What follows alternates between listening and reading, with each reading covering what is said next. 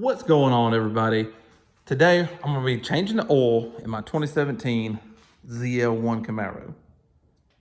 I don't know why everybody thinks that they have to go to the dealership to get an oil change. Maybe they're too afraid to do it themselves, but it couldn't be simpler. You just need some basic stuff. First, take it up on jack stands. My ZL1 add-on jacking points where my jack stands are. Got the car lifted up enough to where I can get up under it and do what I need to do. There's just a few things that you have to remove. First off, I always go ahead and take the oil cap off. Gave it a nice wipe down, cleaned it up.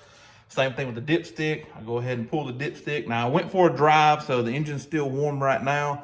Probably about an hour it's been in the garage. Plus time to jack it up and start the video here. So the first thing we got to do is take those things off that I showed you there, and then we're going to get under the car. Over real quick before we get started, you'll need a drain pan that can hold, I'd say, at least 12 quarts, because you want to have a little bit of extra room. You don't want to fill it all the way up to the top. I say this thing holds about 10. I've got, of course, 11 quarts of oil. Got 10 out there, and I think another one in the cabinet here. And you're going to need a 15 millimeter wrench and an oil filter wrench. That's all you really need. So let's get under here. Okay, so Chevrolet made this on these Camaros about as easy as it can get. You don't even have to remove anything from the bottom of the car, which is rare nowadays. Usually there's a bunch of plastic junk you got to take off. But this right here is going to be the 15 millimeter. That's the oil drain. Loosen that up. Get your drain pan situated to where you don't have to worry about it spilling, because when this stuff starts to come out, it's gonna go a pretty good ways to begin with. So I don't want to be past the edge. All right, I get it to where it won't turn. You can feel it when it's all the way out and it's ready to go. And then I just remove my hand if it works, of course. Oh, took a few times, and I don't have any oil. Well, dang, I got one drop on me.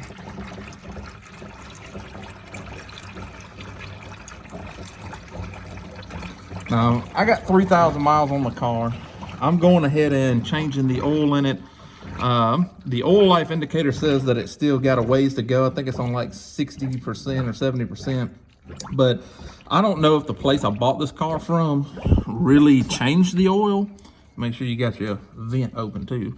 I don't know if the place I bought this car from really changed the oil, or if this is still the factory oil that came in this car. So I'm gonna go ahead and change it out for some fresh stuff.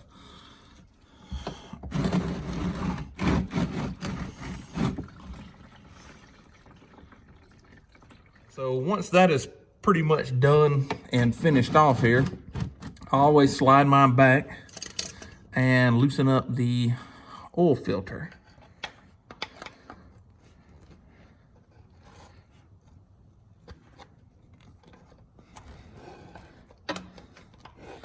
Conveniently placed right here. All right, unscrew it a little bit and just let it drain out into the pan. If you try to take it all off at one time, I mean, you're gonna get oil everywhere. Oil goes everywhere enough without, having to add to the problem. So I'll let that drain for just a minute before I try to spin it off. First on the oil filter side, make sure your gasket doesn't stay on there. The round ring right here, that mating surface, make sure that the gasket from the oil filter, see it's on the oil filter down there, a rubber gasket. So make sure it doesn't stay up there, because if it stays up there and you screw another filter on there, you're gonna run into some problems. It's gonna blow the gasket out, you're gonna spill all your oil everywhere, maybe bye-bye engine. Thing is, all this oil and stuff that drips around, come on guys, clean this shit up. Don't leave it there. I've seen a lot of people change their oil and just leave oil everywhere. Give it a good cleaning. Shop towels and stuff are kind of cheap. So just go ahead and clean it up. So what I'm gonna do now is almost all drained out.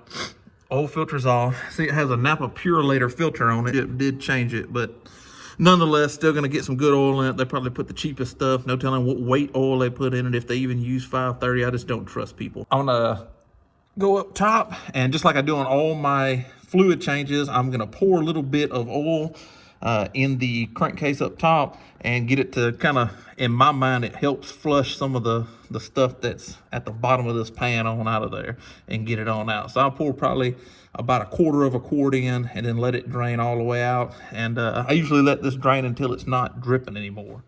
All right, while that's going, I'm gonna go ahead and prep this filter. So what you wanna do is take your oil, hold the filter upright, and on some vehicles, if the filter is sideways or something, a little will spill out, but this one, it's straight up and down, so I'm gonna go ahead and fill this oil filter up. I wanna do this because I don't want it to start off dry. When you start the engine, it takes some time to pump the oil around. So it will take, time to fill this filter up with oil.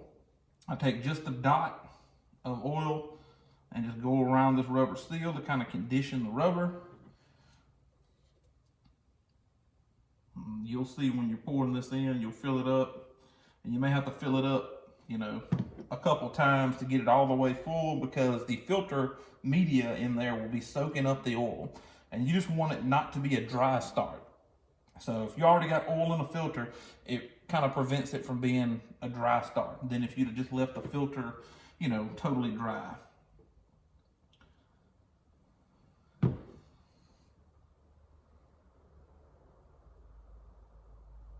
You see it's bubbling, it's soaking it up.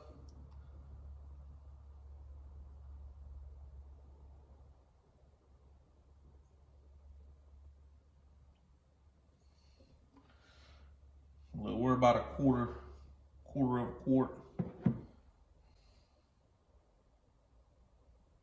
And you can use whatever oil you want. I mean, I just like pennzoil, the pure platinum full synthetic. I like that it's derived from natural gas. I don't know why I like it so much. I've ran it for a few years now in different vehicles, different weights. But this car takes the 5W30. I'm still waiting for them to come out with a 0W40. Like what Mobil 1's supposed to be coming out, that's Dexos approved for this car, 0W40. The zero weight is gonna be just at startup. So all that does is help lubrication at startup. So when the oil's cold, it flows better. When the oil warms up, it goes to the 40.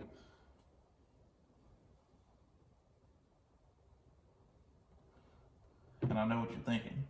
That is how oil works. All right, so this is pretty full. It'll soak a little bit up. That's good, because I don't want it spilling over the edge when I put it on.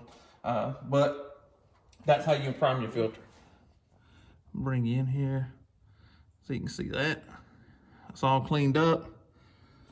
I've put my drain plug,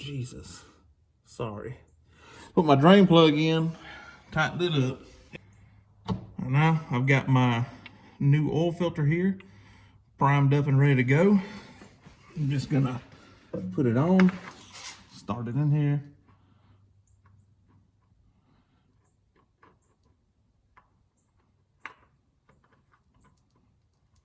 Turn it slow because it is full of oil. All right, so this is the part where it comes into a bit of a debate. I've had a lot of people say they use a wrench to tighten these. I've never, ever used a wrench.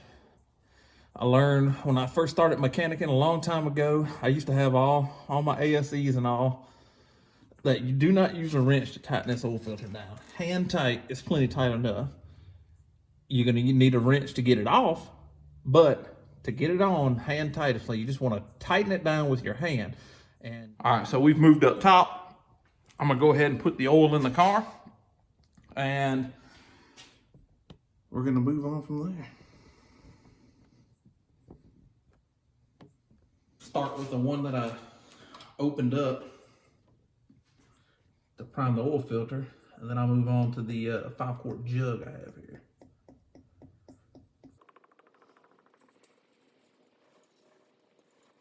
I want all of it for my money.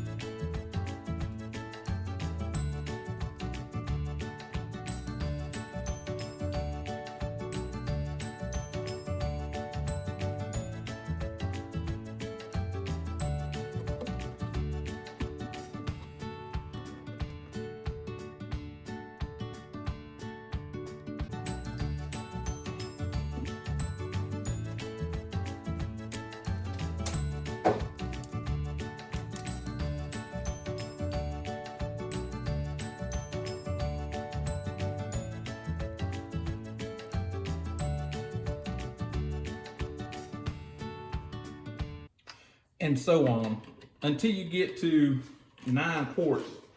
I say stop at 9. Stop at 9 and check it with your dipstick. I say stop early and check because it's much easier to put a little more oil in than it is to let just a little bit of oil out. And you don't want to overfill your oil either. So get all the oil in it, make sure you check it. And what you're looking for on your dipstick here, if I can get it to focus on it, you want to be right in these marks right here, okay? Anywhere in these marks. I try to get towards the top of the mark, but this right here is your good zone. That's where you want to be at. I had to wind up put 9.5 quarts, and plus there's about a half a quart in the oil filter, so that equals 10. And it's at the top of those hatch marks that I showed you on the dipstick. So what you want to go ahead and do now, and what I'm going to do is crank up the car, let it run for about 30-45 seconds, cut it back off, let it sit for about a minute, and then check the oil again. I'm going to do that with it on the jack stands here. I know it's level on the jack stands, and I'm going to make sure that the oil is in the center of that hatch mark pattern after it's run and it's circulated through all the system, and then you're ready to go. The next thing will be inside the car to reset that oil light. Okay, so in the car, what you're gonna need to do is keep your foot off of the clutch and brake and hold your start button down. And you hold it down for a few seconds and it'll go into on mode. There we go. All right, so now we're in on. Yeah, I know. Yeah, the hood's open. Okay. All right, so now your oil life, when you scroll to it, mine was already up here. So you go to your, that's a horrible glare. Here we go. You go to your oil life, and see, mine was on 71%, but I went ahead and changed it. I don't know if they really changed it or not. You know what I mean? They might have just spun a new oil filter on it. Some dealers do shady stuff, and I don't trust anybody. So you hit the right arrow, reset. Sure you want to reset it? Yes. 100%.